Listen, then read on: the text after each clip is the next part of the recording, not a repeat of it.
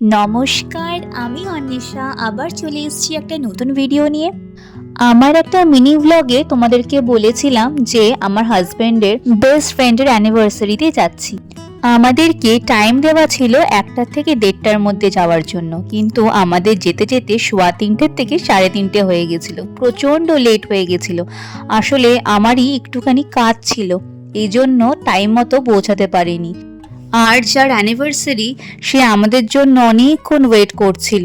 শুধু ও বলে কেন, বাকি যত ফ্রেন্ডসরা ছিল তারা সবাই আমাদের জন্য ওয়েট করছিল এতক্ষণ ধরে। বাকিরা সবাই খেতে বসেছিল, কারণ একটা একটা করে কমপ্লিট না হলে ওরা ঠিক দিতে চাইছিল না।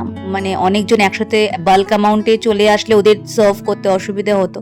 আর এই যে সামনে 3জন দেখছো, এদের সাথেই আমাদের টেবিলটা মার্জ করা ছিল। মানে আমরা না আসা অবধি এদের দেওয়াটা স্টার্ট করতে পারছিল না, যেহেতু 6 সিটের ছিল। এই জন্য 6জন না হলে ওরা বলছিল যে না আমরা স্টার্ট করব না। যাই হোক, এটা একটা প্রবলেম হয়ে গেছিলো। আমারই প্রচণ্ড খারাপ লাগছিল যে এতটা দেরি হয়ে গেছে, কিন্তু কি আর করা যাবে। তো যাই হোক, যাওয়ার পরে সবাই বললো যে এতক্ষণ তোমরা কি করছো, আমরা এতক্ষণ ধরে তোমাদের জন্য ওয়েট করছিলাম। তো যাই হোক, এই যে আমরা খেতে বসে গেছি সবাই মিলে একসাথে।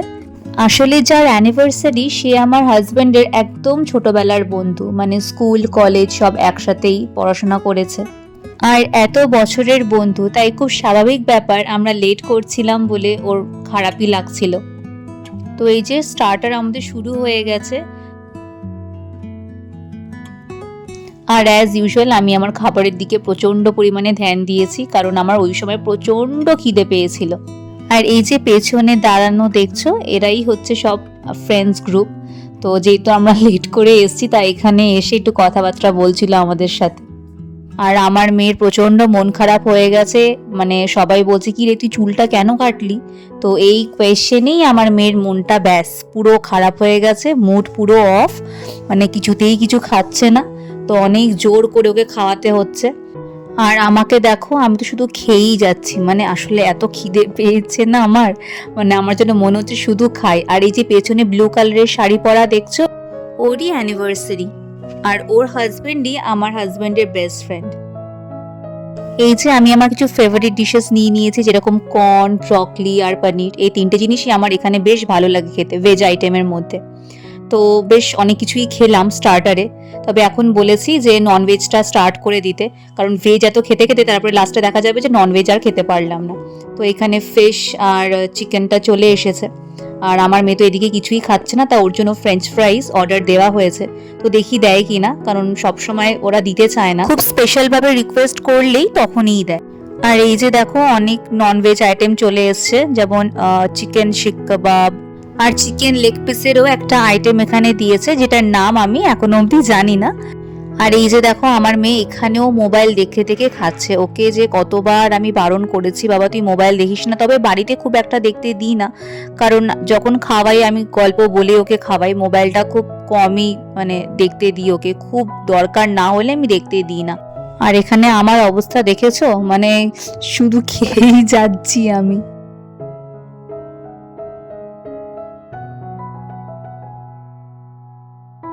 আর এই যে আমার মেয়েকে 2 প্লেট ফ্রেঞ্চ ফ্রাইজ দিয়ে গেছে, তো আমিও একটুখানি টেস্ট করছি, কারণ ফ্রেঞ্চ ফ্রাইজ আমারও প্রচণ্ড ভালো লাগে খেতে।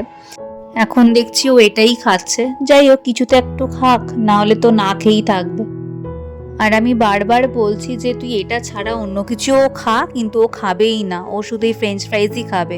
একটা দুটো তাও টেস্ট করেছে, আমি জোর করলাম যে চিকেনের একটা দুটো আইটেম তুই টেস্ট কর, দেখ খুব ভালো হয়েছে খেতে। যাই হোক, দেখি অল্প অল্প করে খাচ্ছে, না হলে আমি একটুখানি ওকে ভাত বা পোলাও কিছু একটা খাইয়ে দেব। আমার স্টার্টার খাওয়া প্রায় শেষ, আর এখন আমি আনতে যাচ্ছি মেইন কোর্স। তার আগে দেখা করব অ্যানিভার্সারির কাপেলের সাথে। আর ইনি হলো আমার হাজব্যান্ডের বেস্ট ফ্রেন্ড, বলছে যে ভালো হয়েছে সব, কিন্তু আমিই রান্না করেছি। আমি তো বললাম বেস্ট ক্যাটারার। আর এখন আমি আনতে যাচ্ছি মেইন কোর্স।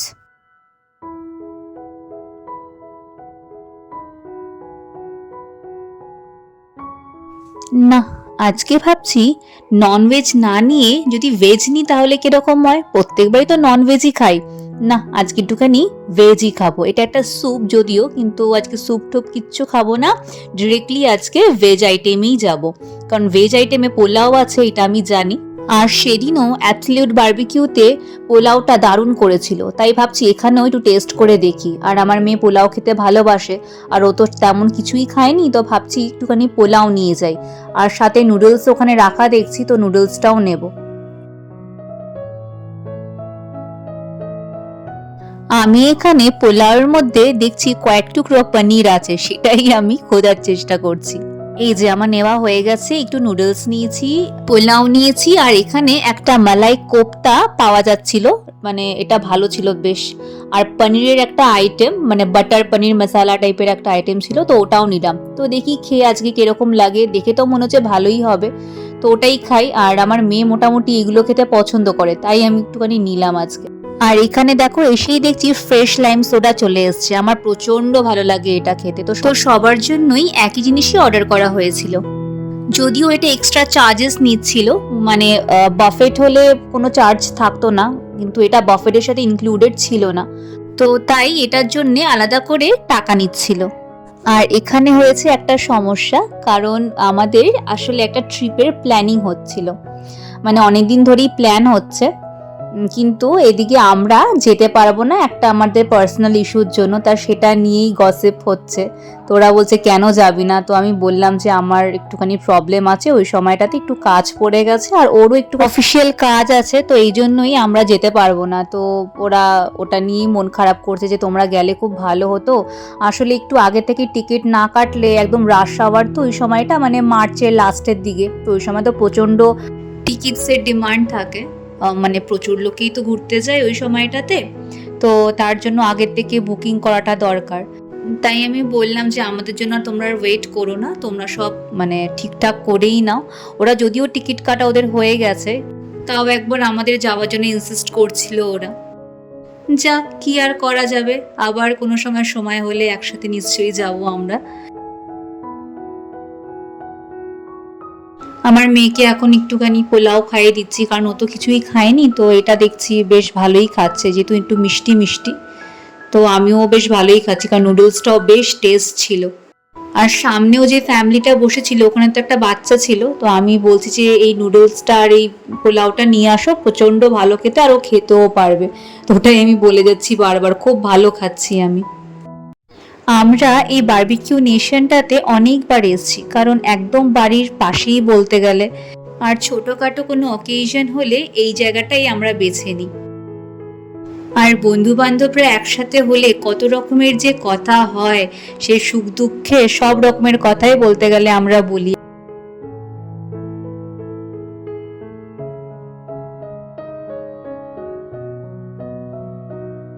আর এই যে এনারই অ্যানিভার্সারি, কি সুন্দর শাড়িটা পরেছে না, আমি এই জন্যই শাড়িটাকে একটু ভালো করে ফোকাস করছিলাম, আর এই কালারটা আমার প্রচন্ড ভালো লাগে।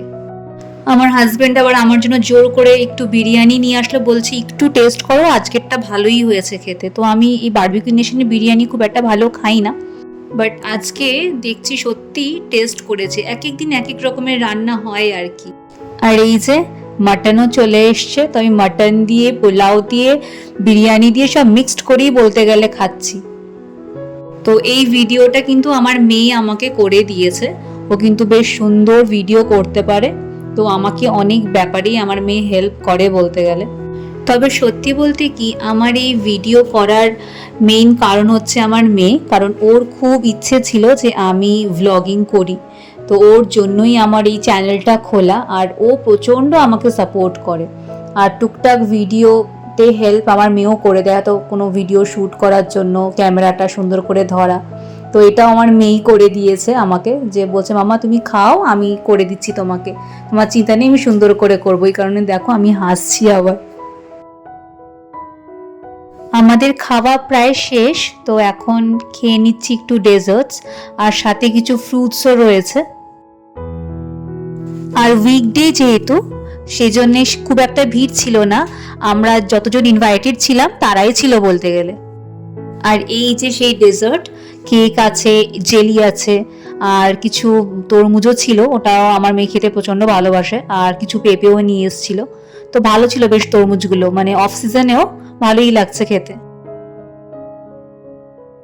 খাওয়া দাওয়া হয়ে যাওয়া মানেই বাড়ি যাওয়ার একটা প্রস্তুতি আমাদের চলছে, কিন্তু কি আর করব, এতদিন বাদে আবার সবার সাথে দেখা হয়েছে, মানে ছাড়তেও যেন ইচ্ছা করে না সবাইকে।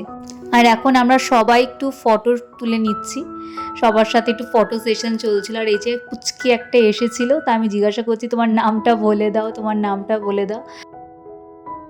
আর এখন সেই কেক কাটার মোমেন্ট, ফটো আর ভিডিও দুটোই আমি করে নিয়েছি। কেউ সেরকম ভিডিও করছিল না, তো আমি ভাবলাম আমি ভিডিওটা করে নিই। আসলে এই মোমেন্টগুলোই তো ম্যাটার করে, যে আমরা সবাই ওখানে ছিলাম, একটা দারুণ একটা টাইম স্পেন্ড করেছি, এইগুলো একটু ক্যাপচার করে না রাখলে কি আর হয়।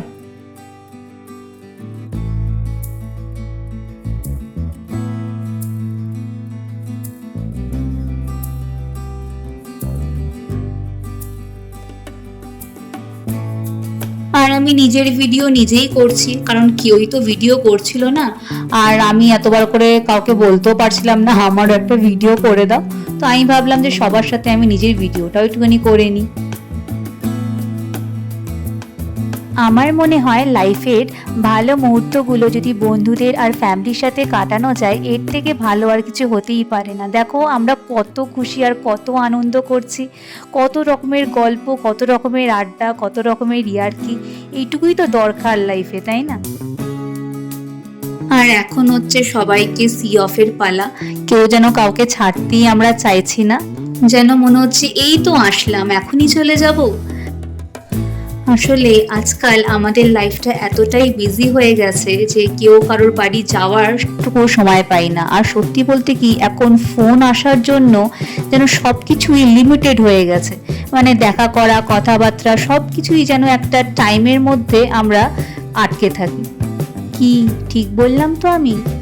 আর এই যে দেখো, আমি আমার হাজবেন্ডকে এত হাসতে কোনোদিন দেখিনি, মানে আমার সাথে অবশ্যই টুকটাক হাসি ঠাট্টা হয়, কিন্তু দেখো বন্ধু বান্ধবের সাথে থাকলে মানে তোমার এমনিতেই মন থেকেই হাসি বেরোবে।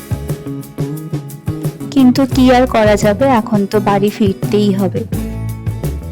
আর এই যে দেখো, আমরা বাইরে এসেও আমরা গল্প করে যাচ্ছি, কত গল্প যেন আমাদের জমে আছে। আসলে সত্যি বলতে কি, যখনই আমাদের দেখা হয় আমাদের গল্প কোনো সময় শেষ হয় না, আর আমরা এরকম ভাবেই গল্প করতে থাকি। আর ছোটবেলার বন্ধু মানেই তো পুরনো দিনে আবার ফিরে যাওয়া, ওই যে একটা কথাই আছে না, ওল্ড ইজ গোল্ড, এদের ক্ষেত্রে সেরকমই হয় প্রতিবার। কিন্তু তোমাদের সাথে কিন্তু আমার গল্প এখানেই শেষ। আবার দেখা হবে অন্য কোনো ভিডিওতে। ভিডিওটা ভালো লাগলে লাইক করো, কমেন্ট করো, আর এরকম নতুন নতুন ভিডিও দেখার জন্য অবশ্যই আমার এই ছোট্ট চ্যানেলটিকে সাবস্ক্রাইব করো। আজ তাহলে আসি, সবাই ভালো থেকো, সুস্থ থেকো, টাটা।